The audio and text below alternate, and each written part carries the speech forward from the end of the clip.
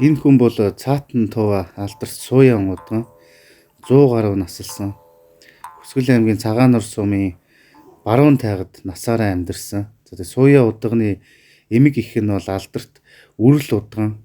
Үрэл удганыг хараагүй хүн байсан гэдэг. Тэгээд хүнд сайн юм хийхээр бол нүднээс нь сүү гоожиж, муу юм хийхээр бол нүднээс нь цус гоождөг байсан гэж ярьдаг.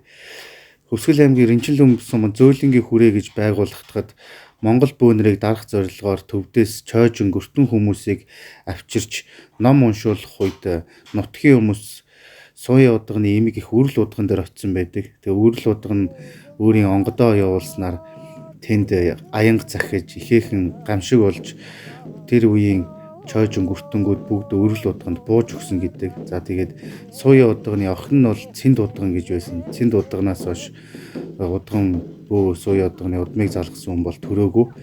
За тэгээд Суян удган дээр мөн Христийн номлогч нар бас 2000 оны ихэнх үед очиж исэн байдаг. За тэгээд Суян удган тэдгээр хүмүүс бас бөөгийн шидийг үзүүлэн гайхшруулад буцаасан байдаг. Суян удган бол бөөгийн ёс уламжлалыг яг цэврээр нь унган төрхөөр нь хадгалж авч хөдөлсөн цөөхөн зайран удганы нэг бөгөөд 20 дугаар зууныг бүтэн давж 21 дугаар зуунтай залгасан ховорхон тохиох хүн байсан юм.